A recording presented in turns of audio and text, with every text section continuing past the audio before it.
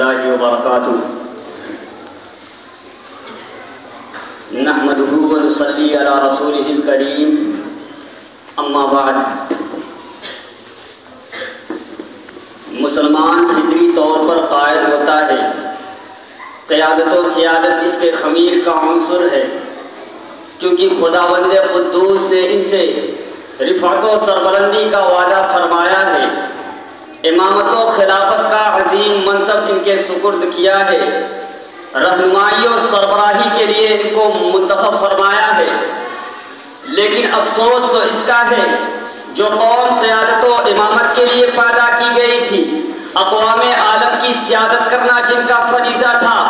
آج وہ خود مخلص و باصلاحیت قائد و لیڈر سے محروم ہے۔ قیادت کے فقدان نے امت مسلمہ کو محکومیت و مغلوبیت سے بڑھ کر مقبولیت کا شکار بنا دیا ہے۔ اس کا سفینہ اختلافات و انتشار کے بیچ بھور میں پھنس چکا ہے۔ ہر چہار جانب سے دشمنان اسلام انہیں لوٹنے کے لیے بھوکے بھیڑیے کی طرح ٹوٹ پڑے ہیں۔ غیر تو غیر خود اپنا ہی ملک ان کے خون کا پیاسا ہو چکا ہے۔ یہی وجہ ہے کہ آج اخبارات و رسائل میں آئے دن اسلام اور مسلمانوں کے خلاف زہر اگلا جا رہا ہے۔ غیر مسلموں کو اب اسلامی نام تک سے نفرت ہونے لگی ہے۔ مسلمانوں کو اقتصادی اور معاشی طور پر کمزور کیا جا رہا ہے۔ فسادات کرا کر ان کے ذہن و دماغ پر خوف و ہراس کا جال پھینکا جا رہا ہے۔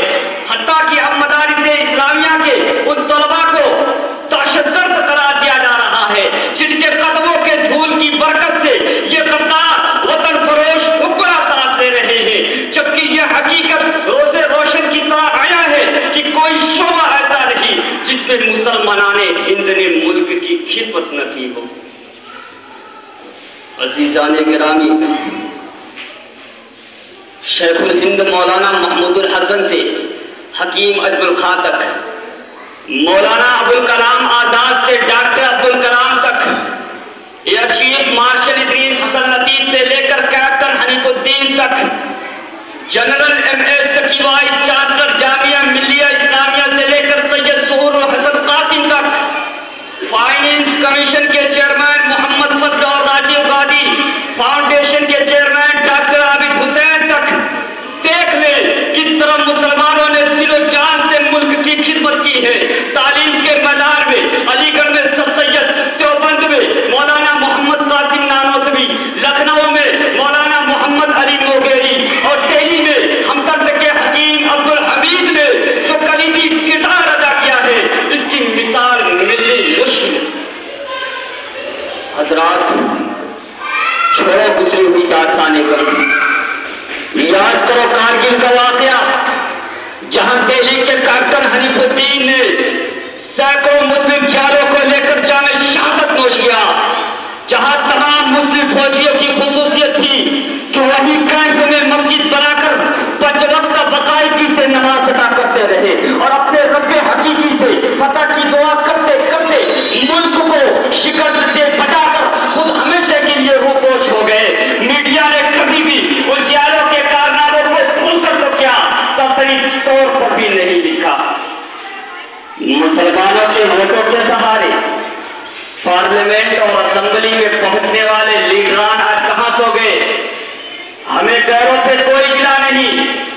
ہمیں جواب چاہیے اپنے قائدین اور رہنماؤں سے۔ بڑے بڑے مسائل تو اپنی جگہ، روزمرہ کی زندگی سے جڑے ہوئے چھوٹے چھوٹے مسائل بھی آج تک حل نہ ہو سکے۔ اگر یہ چاہتے تو مسلمانوں کے بگڑے ہوئے مسائل حل کرا سکتے تھے، مگر ان کو تھانوں پر دلالی کر دے، عدالتوں میں جھوٹی گواہیاں دینے اور اپنے عہدے کی حفاظت کے خاطر نعرے آسین اور دشمن دین کی تعریفوں کے پل باندھنے، پان اور چائے کی دکانوں پر سیاسی مباحثے کرنے سے فرصت کہاں؟ حضرات، آج قیادت کا دعویٰ کرنے والے لیڈروں کی کمی نہیں، مسلم قائد کے روپ میں جگہ جگہ بہروپیے مل جائیں گے، مگر سچ تو یہ ہے کہ نہ ان کو مسلم قائد سے تعلق ہے، نہ ہی ان میں قائدانہ بصیرت و صلاحیت ہے۔ امت کو دھوکہ دینے، ان کے جذبات سے کھیلنے، اپنا الو سیدھا کرنے، اپنے مفاد کو حاصل کرنے، اپنے اقتدار کو چمکانے کے علاوہ ان کی کوئی غرض نہیں۔ اگر انہیں موقع مل جائے امت اسلامیہ کی عزت و آبرو کا بھی سودا کر ڈالیں گے۔ برادران ملت، ایمان کی پختگی، کردار کی بلندی، جوہر شناسی، ہمت و مردانگی، اہل لیاقت کی قدردانی، ذہانت و تقوی، حوصلہ مندی و جوابردی، سپہ گیری و سپہ سالاری، قوت فیصلہ و خود اعتمادی، نرم گفتاری و شیریں کلامی، ایثار و قربانی کا جذبہ اور روحانی بالغی، یہ وہ خوبیاں ہیں جن سے ایک مسلم قائد اور رہنما کو متصف ہونا ضروری ہے۔ مگر سچ تو یہ ہے کہ یہاں کے مسلمانوں کو آج تک قیادت کے لائق کوئی قائد ہی نہیں مل سکے،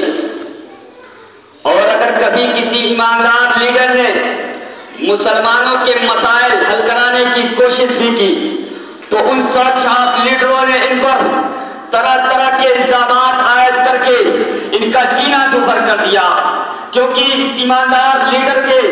میدان میں آ جانے کے بعد ان سیاسی لیڈروں کی سیاسی دکانیں ٹھپ ہونے لگتی ہے۔ مسلمانوں، میں پوچھنا چاہتا ہوں سیاست کے پیشواؤں سے کہ سورت کے غیر مسلموں نے ہماری ماں اور بہنوں کو ننگا کر کے بیچ سڑک پر کیوں مارچ کرایا؟ وہ قطار میں لگ کر ننگے جلوس کو کیوں دیکھتے رہے؟ وہ بیچاری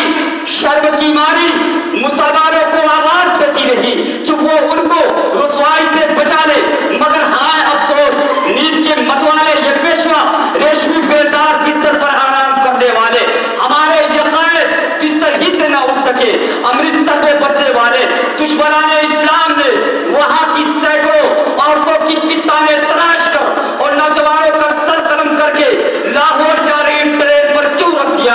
اور ڈبے پر یہاں تک لکھ دیا کہ لو یہ تحفہ قبول کرو۔ وہاں کی بہت سی دوشیزاؤں نے اس شعر کو پڑھتے ہوئے خودکشی کر لی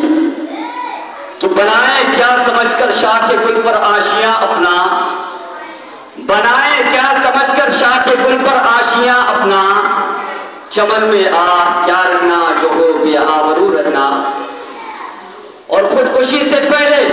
ہم سے اور آپ سے شکوہ کرتے ہوئے یہ لکھ دیا کہ یہ خودکشی کسی فقر و فاقہ کی وجہ سے نہیں، بلکہ ہمیں یہ پسند نہیں، ہمیں یہ گوارا نہیں کہ ہم اپنے پیٹ سے کسی کافر بچے کو جنم دیں۔ آج بھی وہاں کی ہزاروں عورتیں کافروں کے گھروں میں کافر بچے جنم دے رہی ہے، اور تبھی آواز میں سسک کر یہ کہہ رہی ہے کہ کوئی نہیں ہے جو میری فریاد سن سکے۔ آج کہاں گئے وہ مسلم رہنما؟ کل تک جو پارلیمنٹ اور اسمبلی میں بیٹھنے والے لیڈروں کو حکومت کا کتا کہا کرتے تھے، آج کہاں گئے ملت کے ہمدرد و غمخوار وہ سیاسی لیڈر جو ملت کی خاطر اپنی جان کی بازی لگا دینے کو تیار رہتے تھے، جنہوں نے انتخاب کے موقع پر ووٹ کی بھیک مانگ کر اقتدار حاصل کیا تھا؟ آئے دن وہ فرسا اور دلگداز واقعات نے ان لیڈروں کو جھنجھوڑا، لیکن ان کی نیند نہیں ٹوٹی۔ اگر بھوچال کا انتظار تھا تو 6 دسمبر کو بھوچال بھی آ گیا، اگر آتش فشاں پہاڑ پھٹنے کا انتظار تھا تو وہ بھی ہو چکا، مگر افسوس جاگے بھی تو لمحہ بھر کے لیے، پھر خواب خاموش میں محو ہو گئے۔ برادران ملت، آج مسلم قوم کو ایک ایسے رہنما اور لیڈر کی ضرورت ہے جو مسلمانوں کو ملی انتشار اور گروہی اختلافات سے ہٹا کر قومی اتحاد کے ایک پلیٹ فارم پر لا سکے، رنگ و نسل مذہب و ملت کی تفریق کو مٹا کر انہیں ایمان و عمل کی ایک لڑی میں پرو دے، مسلمانوں کے دلوں کی سرداب کو دھکا سکے، ملک سے ظلم و ستم کا خاتمہ کر کے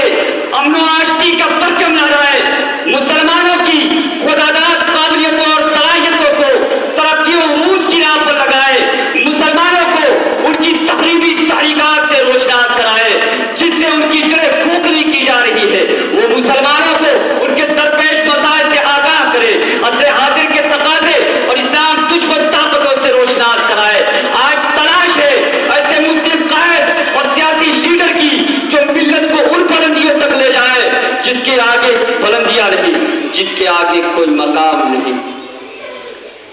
مگر ساتھیوں، آج کے اس تخت و رجال دور میں ایسے مخلص، بیدار نفس قائد اور رہبر کی تلاش بھی ایک ادھورا خواب ہے، لیکن پھر دوسری طرف یہ امر بھی مسلم ہے کہ اسلامی قیادت کوئی دوسرا ادا نہیں کر سکتا۔ اس لیے آج مخلص و باکمال رہبر کو تلاش کرنا ہوگا جو ہمارے خوابوں کی تعبیر بن سکے،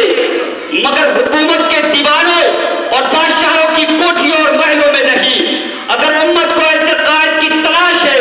تو انہیں رجوع کرنا ہوگا خانقاہوں،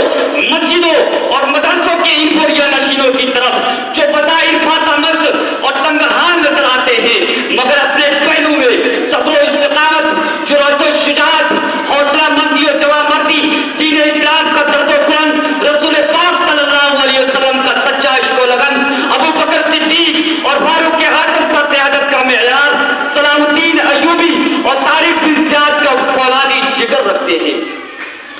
مگر آج کا المیہ تو یہ ہے کہ ہم نے ایسے افراد کو اپنا قائد اور رہبر بنا لیا ہے جو عصر حاضر کے گندی سیاست کا ماہر تو ضرور ہے، مگر ان کے نزدیک قیادت کا معیار ابو بکر صدیق، فاروق اعظم، صلاح الدین ایوبی، طارق بن زیاد، سلطان ٹیپو شہید نہیں بلکہ یورپ و امریکہ کی حکومتیں ہیں۔ اور یہی وجہ ہے کہ آج تک نہ ظالموں کے پنجے ٹوٹے، نہ عدل و انصاف قائم ہوا، نہ امن و سکون کی فضا قائم ہوئی۔ لیکن جب آج الیکشن کا موقع آتا ہے تو یہ مسلم لیڈراں مسلمانوں کی رہنمائی میں ہماتن مصروف ہو جاتے ہیں، مگر جب یہی لوگ بھوک اور پیاس سے چیختی چلاتی ہے تو ان کی آہوں پر کوئی کان نہیں کرتا۔ یہ صرف اور صرف ہمارا قصور ہے کہ ہم نے ایسے افراد کا انتخاب کیا جنہیں اسلامی قیادت سے نہ کوئی واسطہ ہے، نہ ہی ان میں قائدانہ بصیرت و صلاحیت۔ اس لیے آج انتخاب میں ہمیں سوچ سمجھ کر قدم رکھنا ہوگا اور ایسے قائد کو تلاش کرنا ہوگا جو ہمارے مسائل کو حل کرا سکے اور ہمارے تشخص کو دوبارہ بحال کر سکے۔ اب میں اس شعر کے ساتھ اپنی بات کو ختم کرتا ہوں کہ مفادی زندگی جینے کے عادی ہو گئے ہیں سب، مفادی زندگی جینے کے عادی ہو گئے ہیں سب، یتیموں اور غلاموں سے محبت کون کرتا ہے؟ ہم ہی نے لاج رکھی ہے